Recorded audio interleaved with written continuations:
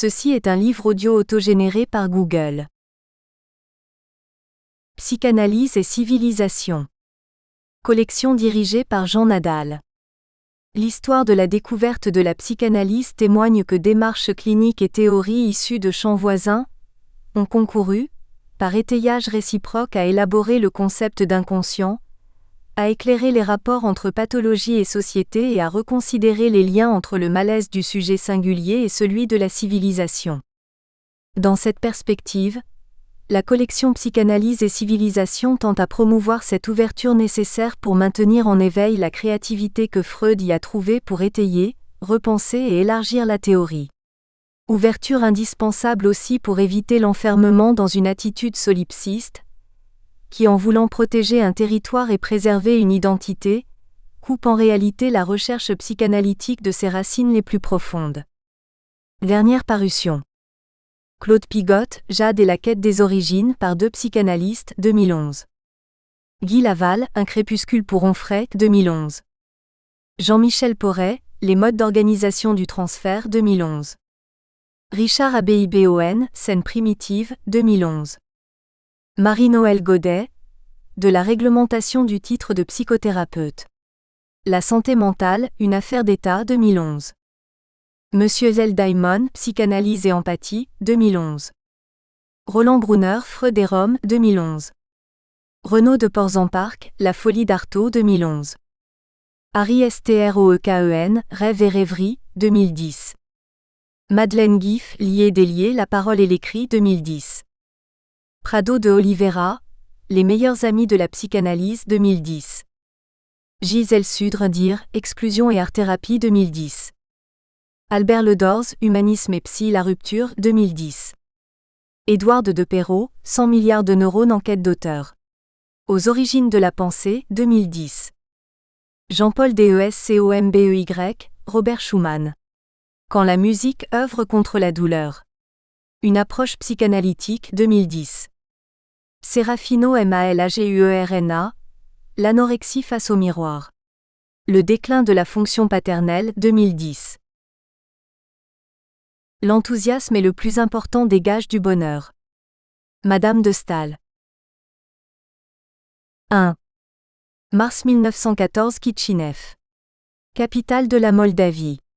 Une carriole pleine de bois et de foin. Sous le foin, la mère et l'enfant, un bébé de 6 mois qui tète sa mère, le père conduit l'attelage. Il les a récupérés à Mohilev en Podolie, un village forestier au sud de l'Ukraine à quelques encablures de la frontière roumaine. Ils filent vers l'ouest sauf quand une escouade de Cosaques ou de soldats du Tsar les arrête. Le chef de l'escadron les arrête et vérifie leur identité, germanophone, Arnour Juden. Ce sont seulement des Juifs. Ils filent K1KA, vers les provinces orientales de l'Empire d'Autriche. Des bruits de bottes et des coups de feu se font entendre de plus en plus. À la frontière ukraino-autrichienne, les douaniers sont saouls et se battent. La jeune maman semble à leur goût. Le père fouette le cheval et il s'enfuit. Notre carriole poursuit son chemin vers Budapest, Bratislava, Vienne, Linz où ils doivent changer de cheval le leur étant épuisé. Partout des soldats, des canons sur des fûts tirés par des chevaux. Ils ont pris bien soin de ne jamais camper en pleine ville, mais à la périphérie souvent avec les gitans qui les accueillent plutôt bien une fois et qui les volent à l'étape suivante. Puis c'est Munich, Tübingen, Strasbourg, Paris. Le père a avec lui quelques pièces d'or pour trouver de la nourriture. Le bébé n'a plus assez à manger au sein de sa mère. Une fermière hongroise donnera un peu de lait. Le père a épargné grâce à sa petite entreprise d'ébénisterie. La mère, quant à elle, faisait de la couture. Ces quelques pièces d'or ont sûrement permis au père de continuer à vivre avec le bébé, et à la mère de 28 ans à l'époque, de vivre elle aussi et de ne pas être violée. La mère s'était querellée avec le père pour qu'il ne la tonde pas. En effet, dans les villages russes, les femmes étaient souvent tondues, ce qui leur permettait d'échapper au viol. Bratislava, les voilà obligés de recercler une roue de la carriole. Il faudra attendre 2 jours. Sans trop le savoir, ces gens suivent les chemins de l'immigration du Yiddishland. Tous issus de Vilnius à Odessa, de Minsk à Varsovie et de Bialystok à Novi Sad, où leurs aïeux ont vécu plus de 1000 ans. À Paris, porte de Pantin, ils rejoignent famille et amis. Ils vont s'installer rue Saint-Maur pour vendre des schmattès, vêtements en yiddish. Avec le recul, on ne peut pas ne pas être impressionné par leur facilité d'intégration sans histoire, serait-on tenté de dire, idem pour les Italiens, les Espagnols, les Polonais de l'époque. Pourquoi n'en est-il pas de même aujourd'hui? Les Maghrébins posent des problèmes, de gros problèmes. Violence, revendications. Je sais que l'islam n'est pas enclin à prêcher la modération, à prôner l'intégration, mais cela dépasse l'islam. Le voile, la burqa, les boucheries halal, les mariages forcés, la polygamie. Bien sûr, trop c'est trop. Mais que faire devant une tendance à trop de minarets avec des muezzins trop bruyants pour l'appel à la prière? Au point que l'on a vu ces derniers mois des musulmans prier en pleine rue. Mais que faire avec une idéologie qui depuis l'Arabie du 7e siècle et Poitiers, proclame que tout territoire conquis par les armées arabes doit rester musulman à tout jamais? Il faut savoir que dans la France d'aujourd'hui 50% des hospitalisés et 50% des prisonniers dans les prisons sont maghrébins ou noirs. Ce n'est pas acceptable, ni pour eux ni pour nous. Une limite. Immigration zéro et retour au pays d'origine sont peut-être des débuts de solution, mais plus encore un travail par des musulmans humanistes auprès d'autres musulmans accessibles, pour essayer de tempérer cette appartenance inconditionnelle à ce qu'on appelle l'islam souvent frelaté, devenu revendication politique impérialiste, concrètement plus impliqué dans la religion que jadis les chrétiens ou les juifs. La France est un pays démocrate et laïque, ne l'oublions pas. Ne croyez surtout pas que je suis raciste, ni vis-à-vis d'un groupe ethnique, ni vis-à-vis d'un autre. Mais nous devons réfléchir. Ça ne m'empêche pas, et on le verra dans les pages qui suivent, que quelques-uns de mes meilleurs amis sont arabes ou noirs. Comme l'a dit le ministre M. Kouchner. On ne peut pas intégrer en France toute la misère du monde, et il est clair que dans certaines concentrations urbaines, on a dépassé le seuil d'acceptabilité et de tolérance. Les ghettos d'Île-de-France, de Marseille, de Lyon, de Toulouse, sans parler d'Évreux ou de Grenoble, le prouvent tous les jours. Nous avons déjà fort à faire avec la violence autochtone, sans nous charger de la violence venue d'ailleurs. Sinon, un jour ou l'autre, nous devrons faire face à des explosions populaires avec rejet massif des étrangers. Une remarque. Quel dommage que les techniciens et les diplômés arabes et étrangers de l'enseignement supérieur de France ne retournent pas spontanément dans leur pays. Ils apporteraient à ceux-ci un savoir et un savoir-faire qui seraient très utiles à leur peuple. La petite Rachel, dite Rosa de la Carriole, a grandi et se souvient vers 1917 des bruits sourds et des vibrations du sol dus à la grosse Bertha, canon allemand tirant sur Paris, batterie installée d'Anne-la-Forêt de Compiègne. Bien vite, trop vite sont venus 8 enfants. À chaque naissance on retire Rosa pour d'entrée douée de l'école. À 9 ans, on l'envoie en vacances dans le Lot avec des bonnes sœurs qui demandent tout de go à la mère, ma grand-mère, si elle ne veut pas convertir sa fille au catholicisme. Indigné, Manka prendra le train seul et ira chercher sa fille illico. Ce n'est pas que la France était leur vraie destination. Ils avaient en tête de rejoindre leurs cousins américains à Cleveland, Ohio, États-Unis, qui avaient fait fortune dans la fabrication et la vente de cornichons à la russe, de type mal au sol. Mais en août 1914, il n'y avait plus de bateau pour l'Amérique. Contre mauvaise fortune. Les enfants se suivent. Hélène, Esther devenue Christine pendant la guerre, Henri, Raymond, Isidore, Fernande, la petite dernière née en 1929. On dit 8 enfants, le premier était mort-né là-bas en Ukraine. À côté de leur étal, au marché, les Magalnik avaient pour voisins polono-russes les Gabrielev qui eux avaient 4 enfants, Michel, Julien, Hélène et Benjamin, mon père. Ils étaient venus plus simplement de Varsovie, de Minsk et de Łódź, par le train. Tiens, tu as une fille, Rosa, moi j'ai un fils non marié, Benjamin. On va donc finalement les fiancer. Mariage plutôt arrangé et plutôt heureux, on va voir la suite pendant plus de 60 ans. En 1933, un soir d'automne, Benjamin, avec un bouquet de fleurs à la main, vient faire sa demande de mariage chez les parents Magalnik, qui avaient de leurs mains construit une petite maison à Draveil, Seine-et-Oise à l'époque, Essonne aujourd'hui. Les Grenats, une famille amie, voyant passer Benjamin et son bouquet de fleurs, lui courent après. Benjamin, il est arrivé un grand malheur. La mère de Rosa ce matin, en traversant les voies à Juvisy à 3 km de là, a été renversée par un train et tuée sur le coup. Elle était avec ses baluchons sur les voies comme tout le monde. Il n'y avait pas à l'époque de passage à niveau. Une voisine l'a appelée, Elle s'est retournée et a été happée par le train. Benjamin resta pétrifié. Il jeta ses fleurs et repartit sans un mot prendre son train pour Drancy, où habitaient de façon prémonitoire ses parents. Il alluma, selon la tradition, une bougie. Il devait épouser Rose fin 33, ils attendirent fin 34, le 27 décembre, deuil oblige. Manka fut enterrée au cimetière de Bagneux. Elle avait 46 ans.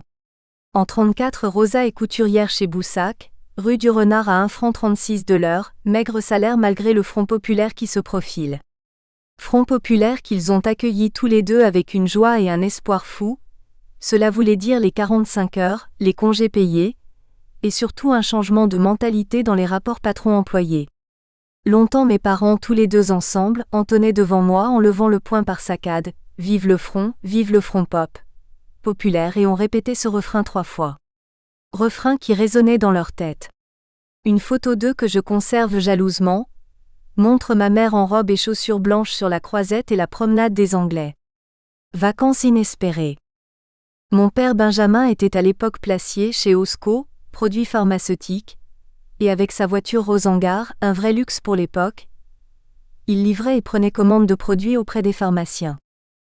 Tous deux, à force de travail, avaient réussi à dégoter un 2 pièces, sans ascenseur au 5e étage, détail qui aura son importance par la suite. Aux 12 rue Poissonnière, en face du Grand Rex, ces 2 pièces avaient été meublées et aménagées avec soin et amour.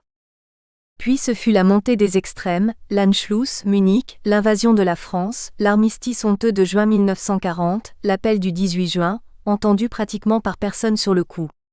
Le dépeçage de la France, les lois raciales, les lois anti-juives. Souvent j'ai demandé à mes parents, mais pourquoi ne pas avoir fui en voyant comment les choses tournaient? Réponse: tu sais, à l'époque nous n'étions pas très bien informés et puis surtout nous n'avions pas d'argent. Syndrome du petit mulot devant le serpent. Ajoutez-y un vieux fond religieux fataliste. Dieu ne laissera pas faire ça. Comme chacun sait et comme le dit si bien le philosophe Adorno, Dieu est mort à Auschwitz. Pourtant tout cela était bien dans le droit fil des persécutions de l'Est, les pogroms et toutes ces persécutions depuis 3000 ans. C'est le moment que j'ai choisi pour naître, le 14 août 1939, à l'hôpital Lariboisière de Paris, 15 jours donc avant la déclaration de la guerre. Comme je suis né à l'hôpital Lariboisière, en haut du faubourg Saint-Denis, et bien que je chante mal, je chantonne souvent, je suis né dans le faubourg Saint-Denis. Ma mère et les médecins et sages-femmes accoucheurs mirent 13 heures à me mettre au monde. Primipare, bassin étroit. De nos jours on aurait fait une césarienne. Mais de nos jours aussi on en fait beaucoup trop. Mes difficultés à naître ont créé au sommet de mon crâne une bosse séro-sanguine, espèce de pain de sucre. Quand mon père vint me voir, il passa franchement tout droit. L'infirmière lui dit me montrant « Mais il est là, le vôtre. » Mon père non. Aussi laid, ce n'est pas le mien, je ne veux pas de celui-là. Ça commençait bien, y compris ma mère qui pendant des années a rappelé les 13 heures pour me sortir, comme elle disait de façon mélodramatique, pour me sortir de ses entrailles. Ma circoncision eut lieu au 8e jour avec un Moël, rabbin Cooper. Aujourd'hui, si je suis tout à fait pour la circoncision, je considère qu'un chirurgien peut très bien faire l'affaire. Si pour les croyants, il s'agit d'entrer dans la communauté et symboliquement de sceller un pacte avec Dieu, la circoncision se justifie de plus en plus pour des raisons d'hygiène et des raisons médicales. Lavage du gland plus facile, protection relative, mais effective contre le sida. Enfin, la partenaire d'un homme circoncis a beaucoup moins de risques de faire un cancer du col. Et j'en oublie. Un souvenir amusant, mes parents avaient acheté ou fait faire sur mesure par le grand-père, c'est-à-dire le père de Rosa, un buffet qui était un peu leur orgueil et qui était un buffet en palissandre des Indes. C'est un bois pratiquement disparu de nos jours. Et le grand-père de Moldavie était, je le rappelle, ébéniste.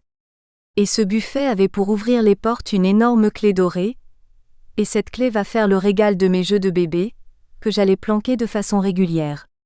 Mon analyste dira plus tard que cette clé avait son importance. Donc acte. Avec leur enfant de 3 ans dans les bras, la situation qui leur est faite les a à peu près chassés de partout. Amis apeurés, hôtel plein, ce soir de début juillet 1942, avec leur étoile jaune cousue sur leur poitrine, Ils vont échouer de leur plein gré dans le bureau du commissaire de police à quelques mètres de leur domicile où ils n'avaient pas mis les pieds depuis 15 jours. Le commissaire: mes enfants, allez où vous voulez, mais surtout pas chez vous. Perdus, épuisés, déboussolés, ils rentrent quand même chez eux en criant leur nom devant la loge de la concierge, comme cela devait se faire. Les voilà en train de monter 1 étage, 2 étages, 3 étages, 4 étages. Là une porte s'ouvre: Madame Favart, mes enfants, où allez-vous? Ils sont là-haut, ils vous attendent. Et sans se rendre compte sûrement de ce qu'elle faisait, Madame Favart va faire entrer le trio chez elle. On entendra pendant une longue demi-heure résonnant dans leur tête des coups de crosse dans leur porte. Gabrielef, on sait que vous êtes là. Ouvrez. Mon père, n'en pouvant plus, et commençant à perdre la boule, veut monter leur ouvrir pour qu'ils ne cassent pas la porte. Impossible de le raisonner, et il avait bel et bien perdu au moins ce jour-là la raison. Madame Favart: Benjamin, pour l'amour du ciel, taisez-vous, vous allez tous nous faire prendre. Ma mère, en désespoir de cause, prendra une casserole de la cuisine de Madame Favart et en assène un grand coup sur le crâne de papa qui s'écroule et surtout qui ne braille plus. Le lendemain, à 5 heures du matin, ils montent dans leur appartement prendre pour le voyage en train une petite valise, quelques affaires, ainsi que des choses de bébé. Il est clair que Madame Favart est à inscrire dans le registre des justes. Voilà pourquoi je dis souvent que l'absence de modernisme, et en l'occurrence de l'ascenseur, nous a finalement et objectivement sûrement sauvé la vie. Avec un ascenseur, nous aurions fini tous les 3 à Auschwitz. Ma mère, par une chef de son travail, avait une adresse pour reprendre son travail de couturière dans l'Indre dans une usine Boussac.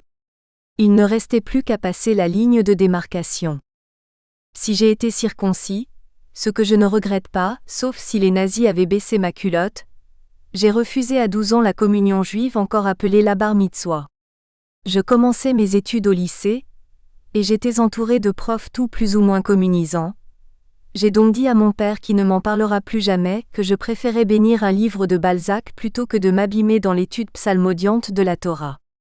D'autant plus que je ne croyais pas en Dieu et que j'y croyais encore moins, compte tenu que, comme l'a dit une fois encore le philosophe Adorno, Dieu est mort à Auschwitz. Je n'ai jamais changé d'avis, même aujourd'hui où il ne me reste que quelques années à vivre. Par contre, chaque fois que mes parents me demandaient de les accompagner à la synagogue pour Pessah, Pâques, pour Kippour, le Grand Pardon, ou pour Rosh Hashanah, Nouvel An, je les accompagnais dans la synagogue du 12e rue de Reuilly à la Fondation Rothschild que mes parents fréquentaient à la fin de leur vie. Un homme chantait d'une voix forte et chaude, je me suis retournée, c'était Enrico Macias.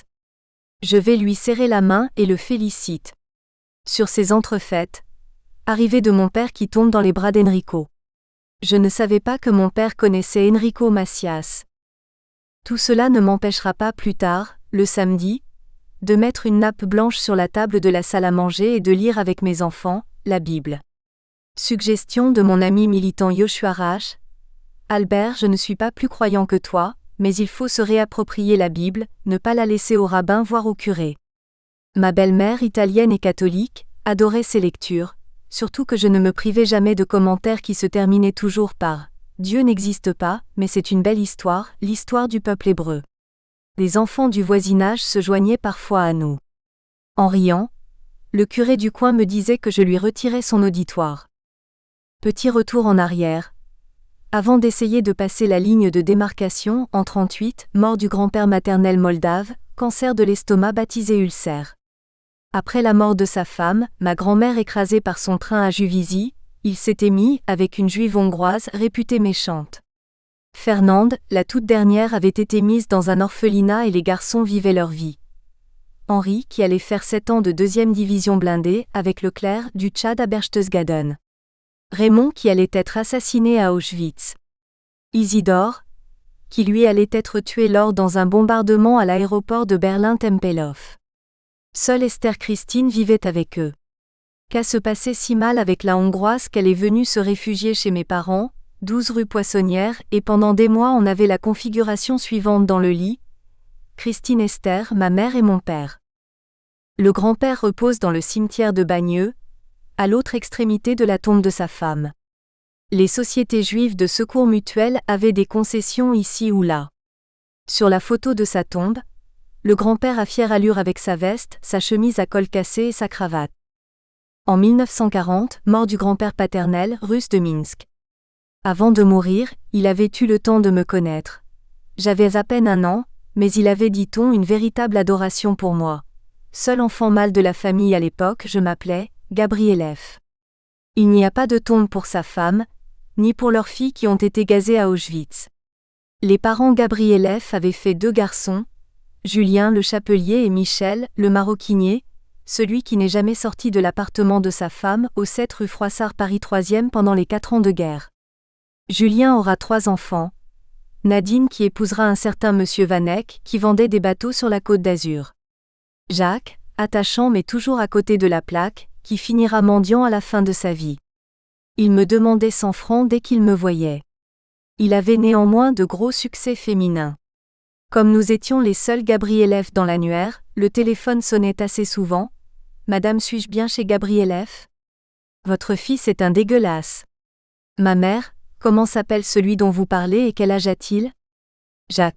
« Qui a 50 ans environ. » « Ma mère, mon fils s'appelle Albert et il a 29 ans. » « Bonsoir madame. » Le deuxième enfant, André qui avait travaillé avec son frère dans le commerce des bois à Abidjan.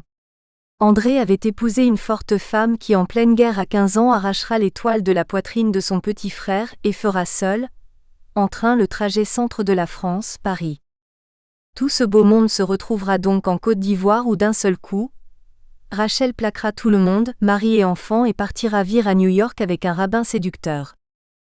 De retour en France quelques années plus tard, elle sommera André de lui rendre les enfants avec une telle force qu'il s'exécutera sur le champ. À l'enterrement de son père, le ton ayant monté, nous nous sommes retrouvés André et moi en train de nous battre au fond de la tombe. Tout comme dans Jeux interdits.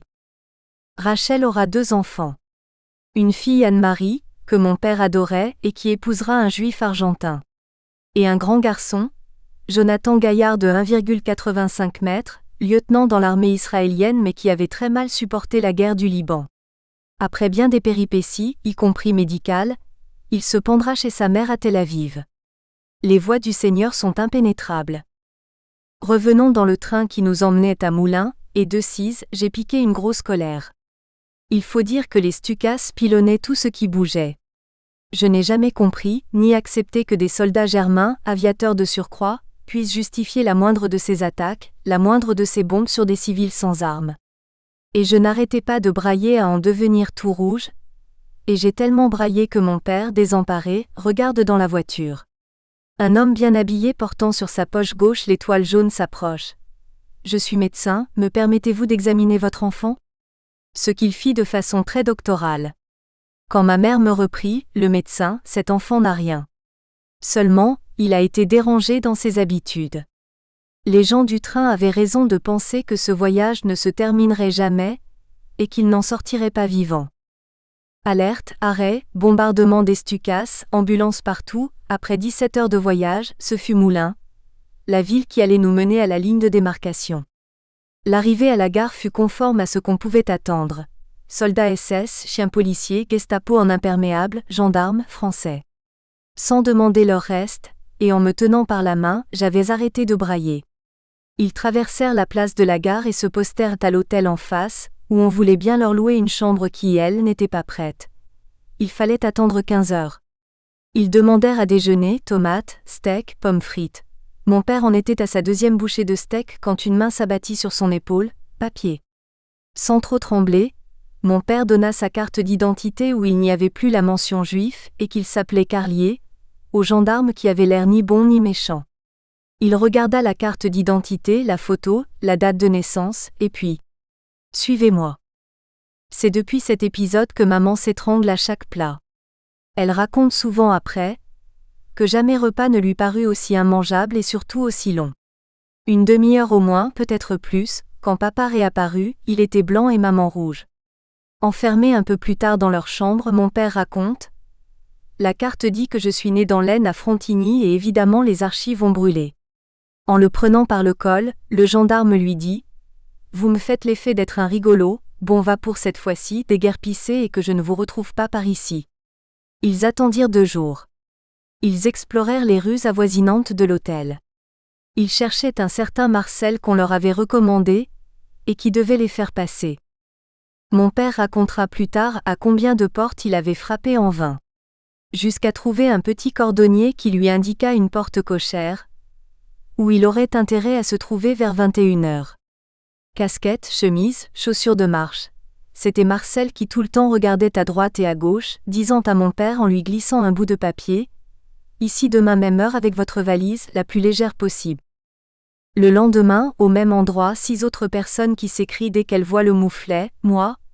Nous ne voulons pas un enfant en bas âge avec nous, c'est trop dangereux ». Marcel, en colère, donne rendez-vous à mes parents le jour suivant, et le jour suivant rebelote les nouveaux candidats. Non, nous ne voulons pas d'enfants. Le 4e jour, 4 fugitifs dont un pilote de la RAF. C'est Marcel qui prend la parole, ces personnes attendent depuis 3 jours. Que ça plaise ou non, je les passe ce soir, ceux qui ne passeront pas ce soir avec moi se trouveront un autre passeur. Et Marcel fait mine de leur rendre leur argent. Finalement, la petite troupe se mettra en marche. On sort très vite de la bourgade pour s'enfoncer dans la forêt, moi sur les épaules de mon père. Marcel avait insisté pour me faire prendre un comprimé que ma mère jettera au premier tournant. À la file indienne, sans un bruit, sans une lumière, ils marchent comme cela, les uns derrière les autres, 5 heures environ. À un seul moment, je vais brailler, c'est quand papa tombe dans une fondrière, mais ça ne va durer que quelques instants. Au loin des lueurs au sommet des arbres, des miradors et des coups de feu. Par 2 fois, Marcel nous fera mettre à plat ventre. Au sortir de la forêt, il quitte le groupe pour faire le chemin inverse, non sans nous avoir dit « Tout droit 2 kilomètres et vous êtes au village. Vous serez en zone libre dans un faubourg de Decize. » Tout le monde dans le groupe se congratule. Au petit matin, mes parents font l'ouverture d'un petit café où le café infâme jus de chaussette leur paraîtra le meilleur de leur vie. À 10h les voilà dans le car Citroën, qui relie Decize à Montluçon et à La Châtre. À La Châtre, Jean Carlier, mon père, continue seul sur Châteauroux. Ma mère et moi, prenons un autre car pour Argentan. Le blanc et Bélabre où nous allions vivre 3 ans. On se rappellera ce poème de Paul Éluard qui a donné lieu à un énorme tableau de Picasso qui s'appelle « La victoire de Guernica ». Visage bon au feu, visage bon au froid, au refus, aux injures, à la nuit, au coup, visage bon à tout, vous n'aviez pas pensé la mort. Casqué, beauté, correct et beau garçon, les aviateurs lâchent leurs bombes avec application. Mon père, en nous quittant et en nous embrassant, sort une photo où nous sommes tous les 3, moi entre mes parents. Mon père, c'est peut-être la dernière fois que l'on est ensemble. Sans un bout de papier, ma mère devait tout savoir par cœur. Elle arrive dans ce village de l'Indre dont tout le centre est occupé par l'usine de confection Boussac. Là, la directrice Madame Augros les accueille et leur indique les barbiers qui ont une maison au rez-de-chaussée à louer, une pièce de plain-pied qui lui paraît splendide, avec un coin de jardin où poussent les légumes, et avec un clapier pour les lapins tout au fond. Maman avec ses maigres affaires s'installe, en me posant par terre sur une couverture. Elle va demander au barbier un vélo. Nous n'avons qu'un vélo d'homme. Maman, ça ne fait rien, je me débrouillerai. Et dans tout le village cela sera la dame de Paris qui roule sur un vélo d'homme. L'installation fut rapide. Ma mère regarde le cœur serré une carte pour savoir où se trouve Châteauroux, où Jean Carlier, papa, devait faire de la résistance. Elle ne devait pas voir son mari pendant 1 an et demi. Un beau jour sur son vélo, voilà Benjamin, alias Jean Carlier. Il serra bien sûr ma mère dans ses bras. Ce qui ne plaît pas au rejeton de 4 ans que je suis. Que veut cet intrus que je ne connais plus? Et joignant le geste à la parole, je prends un balai et lui tape dessus. On en a évidemment beaucoup ri. Des mois après la venue de mon père, maman se tordait les mains car elle savait qu'il apportait à manger, via le Secours populaire français, aux détenus de la Gestapo à Châteauroux. Dans certains cas, il y avait bien sûr, non seulement des vivres, mais un message, voire une lime. Ce qui devait arriver arriva, le réseau fut arrêté, mon père seul dans sa cellule tremblait et ruminait. Beaucoup plus tard il viendra me dire « Albert, si un jour tu te trouves dans cette situation, tu fais tout ce qu'il faut pour ne pas rester une seule minute sans rien faire. Lis, écris si tu as de quoi et pourquoi pas, lave les murs de ta cellule, ça fait le plus grand bien, et le groupe sera passé par les armes, je dis bien passé par les armes dans une grange à côté. » Le maire adjoint de Châteauroux, très large, tomba devant mon père lequel tomba avec et sous lui. Le moment venu mon père sortit en rampant et s'évanouit dans la nuit. un miracle. Comme le dit Claude Lanzmann, quand les juifs ashkénazes veulent encenser en un seul mot les hautes vertus d'un homme, ils disent « c'est un mensch ». Miracle. Pas pour longtemps. Quelques jours après l'épisode du mitraillage, voilà papa de nouveau à Belabre pour nous rendre visite. Soudain, haut-parleurs en français et en allemand, tous les hommes du village doivent descendre sur la place. Glacés, mes parents ne savent plus quoi faire. Et Mister Barbier, notre voisin d'en face, de dire « Il paraît que 2 jeunes FFI ont traversé la place avec des tracts sur leur porte-bagages, ils ont été abattus sur place. » Conciliabule entre mes parents. J'y vais pas ? Et je me cache dans la cabane au fond du jardin. Émotions intenses. Finalement, mon père prend sa fausse carte d'identité et décide de rejoindre les autres hommes sur la place. Il faut savoir que Oradour-sur-Glane est de l'autre côté de la forêt, à moins de 50 km. Des soldats allemands, beaucoup originaires d'Alsace-Lorraine, avaient fait leurs horreurs à Oradour, et appartenaient à la même division SS Das Reich commandée par le sinistre général Lammerding. Nous sommes en juillet 1944, mais la nouvelle du débarquement ne nous est pas encore parvenue, en ce coin reculé de France. Voilà tous les hommes alignés sur la place de l'église. La première chose que les Allemands vont visiter chez nous fut la cabane au fond du jardin, puis notre pièce unique. Sans faire attention ou exprès, le soldat Moser au poing marche sur ma cocotte en bois, que m'avait envoyée la sœur de maman quelques jours avant d'être déportée. Je me rue sur la botte en hurlant et en lui donnant des coups de poing. Ma mère me récupère affolée. Le soldat sourit puis donne un coup de pied dans la cocotte. 3/4 d'heure après, les hommes remontent de la place, mon père avec ouf. La guerre touchait à sa fin avec les risques inhérents de toute fin. Jour et nuit, les forteresses volantes américaines et anglaises passaient au-dessus de nos têtes, au-dessus de ce paradis campagnard français. Le vrombissement des avions résonne encore à mes oreilles. J'avais 5 ans à peine, et le curé avait demandé à ma mère « Albert est très bon enfant de cœur, vous devriez le faire baptiser. » « Maman, monsieur le curé, pensez-vous que cela va lui sauver la vie ?» Le curé « Ça je ne peux pas vous le promettre. » Ma mère toujours pratique et directe. « Alors Albert ne sera pas baptisé, il est juif et restera juif. » À ce propos, nombre d'habitants de Belabre en nous regardant disaient gentiment « C'est quoi les juifs au juste, on n'en avait jamais vu à Belabre avant. » Ignorance salvatrice ? Ajoutons que fin 42-43, la zone libre ne l'était plus, puisque les Allemands ont envahi la portion sud de la France pour se venger de la marine anglaise qui avait bombardé et envoyé par le fond, les 3 et 6 juillet 1940, la marine française à Mer el-Kébir, et par là même empêché de mettre la main sur ces unités par les Allemands. La flotte restante en novembre 42 à Toulon, donc, se saborda sous les ordres de l'amiral Darlan. Maman travaillait assez tard chez Boussac, en tout cas bien après la sortie des écoles à 16h30, j'allais donc chez Agathe, la fille de la maîtresse, goûter, faire mes devoirs et apprendre mes leçons. Ainsi j'ai su lire et écrire un peu avant les autres. Dans son jardin il y avait un portail fixé au sol par une sorte de pieu en ferraille. Combien de fois suis-je monté sur ce pieu, et arrivé en haut, à peine 2 mètres je m'envolais vers le ciel et je sautais, jusqu'au jour où cela me valut une torsion de cheville. Le médecin chirurgien scolaire passait chaque année pour vérifier et ôter le cas échéant les amygdales trop grosses. Cette année-là c'était notre tour, le tour de notre classe d'âge. Mais en 1944, pas d'anesthésie. À la guerre comme à la guerre, on nous juchait sur un haut tabouret, on nous attachait les mains dans le dos, on nous maintenait la bouche ouverte avec un appareil de torture trempé, en fer.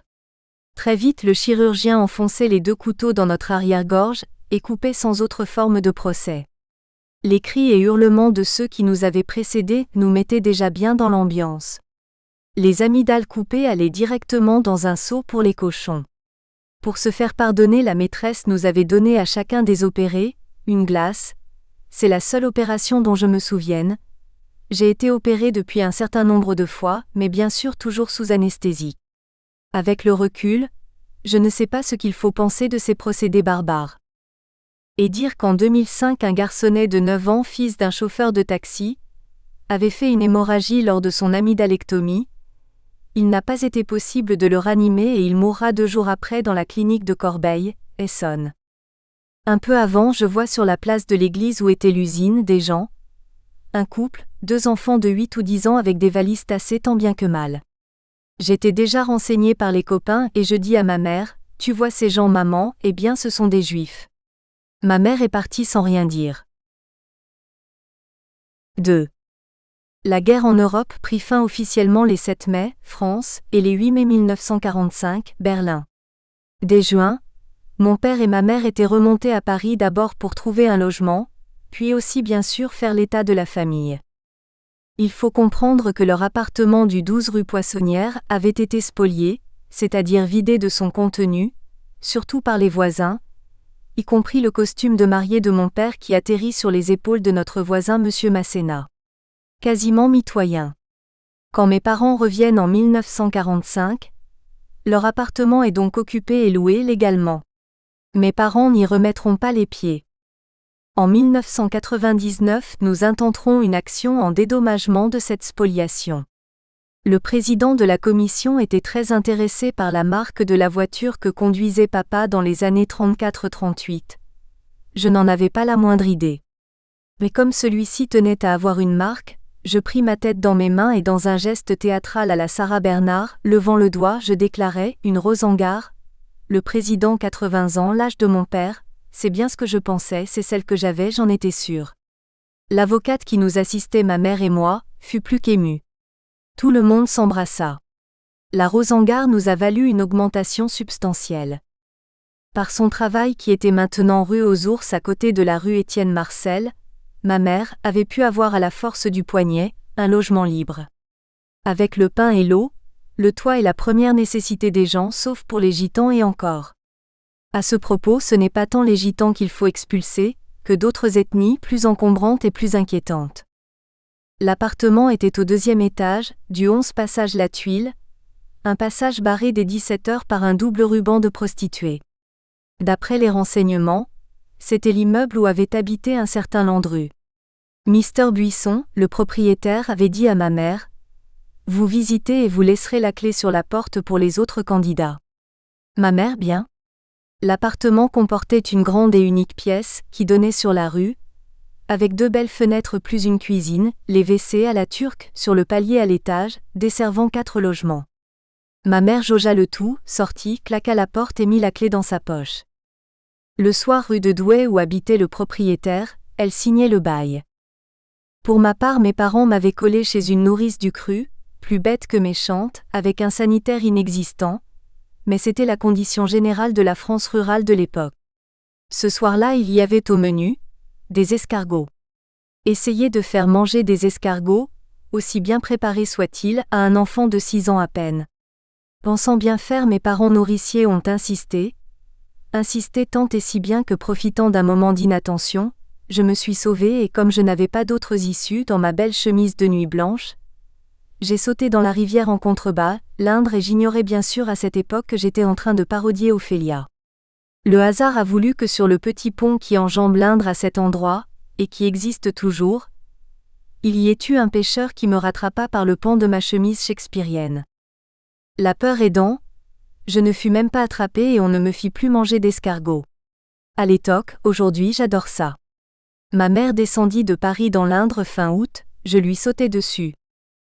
Fiche-moi la paix, je sais bien que tu n'en as rien à faire de ton gosse, sinon tu ne m'aurais jamais laissé ici. Le soir même nous étions à Paris, j'avais gagné.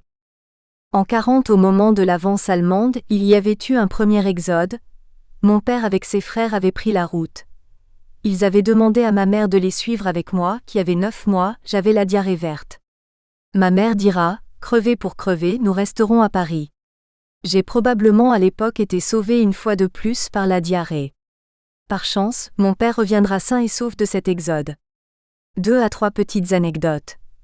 À 2 ans et demi, la bouillie donnée par ma tante Hélène, elle goûte 1 fois, 2 fois, 3 fois, à la fin inquiet je dis, bébert a faim. Elle avait faim elle aussi. Le drame et la peur n'excluent pas la coquetterie. Ma mère en 41 a besoin de téléphoner et va dans un café boulevard Bonne Nouvelle, mais n'a personne pour garder son mouflet de 2 ans pendant la communication. Au comptoir du café, devant son désarroi, un soldat allemand très correct salua, comprit son problème et lui dit mi-allemand mi-français, « Fais-moi aussi un petit kind, zu Hause, peut garder votre kind, votre enfant, pendant que vous êtes au téléphone. Il y a des moments dans la vie où il faut se décider, sans tergiverser. Maman, qui comprenait l'allemand via son Y-dédige des Juifs de l'Est, lui colla le marmot dans les bras, moi. Et va téléphoner. Bien sûr, elle n'était pas tranquille, mais se sauver lui paraissait tout à fait inadéquat. Vraiment. Quand elle revient de son coup de fil, l'Allemand babillait avec moi et avait sorti une photo. Mein Kind, mon enfant dort, là-bas il m'aimate, au pays. Ma mère reprit son enfant et ses jambes à son cou, au risque de froisser le soldat et de créer des réactions intempestives. Une autre fois, toujours en 41, ma mère avec mon landau veut traverser le boulevard Poissonnière. Entreprise risquée vu les cyclistes, les autos et surtout un convoi de voitures allemandes. Dans ce temps-là, pas de feu rouge. Le seul feldgendarme qui réglait la circulation a pris parti pour ma mère et l'a aidée à traverser avec son landau. Il a arrêté la circulation, et avec un salut impeccable a fait traverser le boulevard à maman qui inclina la tête pour le remercier. Dans le landau 20 kg de patates, pas de mouflets. Les conditions de vie à Paris en ces temps-là étaient très limites pour ne pas dire plus. Ticket de rationnement, charbon limité. Combien de fois ai-je entendu mes parents s'engueuler faute d'argent? Pour je ne sais quel motif un soir, ma mère jeta à la tête de mon père une cafetière pleine de café. Personne ne fut blessé mais la trace au plafond du marc de café resta des mois et des mois. Dès cette époque j'avais juré de ne jamais manquer d'argent. Maman travaillait donc chez Boussac, devenue la Toile de Lion, lancée avec de la toile de parachute. Comme couturière pour un salaire de misère. Comme plus tard je lui faisais remarquer, la réponse fusa. Albert, n'oublie jamais qu'il nous a sauvé la vie pendant la guerre en me fournissant du travail à Belabre en zone libre. Papa, lui de son côté peinait à trouver un emploi. Les distributeurs pharmaceutiques d'avant-guerre n'existaient plus. Il était devenu un temps cuisinier dans l'armée anglaise puis à l'armée américaine de Fontainebleau. Il avait pu s'entraîner dans les cuisines alliées, était passé maître en mélange. Du vin dans de l'eau de Vichy essayer c'est remarquable, et des fruits dans des yaourts, bananes, pommes, fraises, délicieux et bien sûr sans conservateur ni produits chimiques, bio avant la lettre. Au moins il perruquait et nous ramenait le maximum d'aliments. Corned beef, patates, thé, café, chocolat, fruits. J'avais repris le chemin de l'école de garçons, au 32 rue de Bruxelles. Mais les méthodes du Berry et surtout l'accent du Berry n'étaient pas du tout ceux du 9e arrondissement. Il fallait traverser la place Clichy pour passer du 18e passage La Tuile au 9e rue de Bruxelles. En quelques mètres un changement de monde et moi avec mon accent berrichon de Belabre. Nom de Dieu de bordel qu'est c'est ça qu'est-ce qu'il a ce con-là. Un jour le maître fit 2 carrés au tableau. Dans l'un il dessine une vache, dans l'autre un âne avec un bonnet d'âne et il dit « Voyez là c'est une vache et là c'est quoi ?» Un âne bien sûr et l'âne c'est Gabriel F. Le lendemain matin à 7h45, avant d'aller au travail, elle est tombée, ma mère, sur l'instituteur en question. Il n'a jamais recommencé ses comparaisons animalières. Et j'ai fini l'année sans accroc premier de la classe. Il faut dire que jusqu'à la naissance de ma sœur en 1951, papa était un mort-vivant.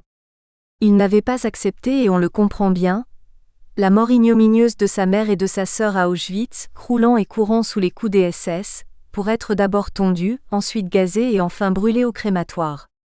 Indescriptible, inimaginable, qui pourrait ajouter quoi que ce soit, que notamment après la rafle du Veldiv de juillet 42, on en soit arrivé à de telles extrémités avec le très éduqué peuple allemand.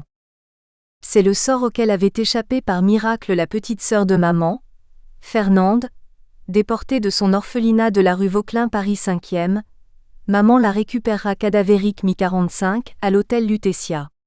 Mazel Tov. Beaucoup de bonheur. Mi-1944 dans le wagon à bestiaux, les Allemands les emmènent de Drancy à Auschwitz sans boire ni manger, elle raconte, il était grand et blond bien que juif, il m'a souri et a soulevé la jupe d'une de mes copines de l'orphelinat de la rue Vauquelin, il a baissé sa culotte, sorti son sexe et mis 2 doigts dans le sien, puis il a introduit son pénis, elle était vierge, elle a hurlé, il lui a mis une main sur la bouche puis elle a gémi et il jouira. Il recommencera 3 fois pendant le voyage dans ce wagon bondé. À la 3e fois, 3 compagnes vont faire un rideau de leur corps. Au camp je le verrai quelquefois, il me fera un signe de la main puis plus rien. Entre Auschwitz et Birkenau, ma copine violée sera libérée elle par les Russes en même temps que moi. Des années après, je visite le camp d'Auschwitz avec la sinistre banderole Arbeit macht frei, le travail rend libre. Au détour d'une salle après les montagnes de valises, de sacs, de vêtements, de bijoux, après les salles d'expérimentation médicale, après les abat-jours en peau humaine, une vitrine fermée par une glace à l'intérieur et j'ai failli défaillir. Des cheveux, une montagne de cheveux, ceux de ma grand-mère, de ma tante, étaient sûrement là. Avant de voir la vitrine des cheveux, il faut voir la commandanture des cellules en sous-sol, où des prisonniers qui avaient été condamnés pour telle ou telle raison, ne pouvaient ni s'asseoir ni se coucher et devaient rester debout, jusqu'à ce que mort s'ensuive. On entendait dans ces cages verticales, des hurlements qui n'en finissaient pas, pendant des jours et des jours, ponctuant ainsi l'agonie des prisonniers et qui étaient là bien sûr pour terroriser les autres. Fernande quant à elle avait survécu car elle avait été déportée dans les premiers mois de 44 et derrière son baraquement, elle avait découvert un champ d'oignons. Un oignon par jour ne permet pas de vivre, mais de survivre. Elle a été libérée un jour de janvier 45, par un soldat russe à cheval qui n'en croyait pas ses yeux. Elle a été rapatriée assez vite. Nous espérons que vous avez apprécié cet aperçu. Pour continuer à écouter ce livre audio sur Google Play Livres, utilisez le lien dans la description de la vidéo.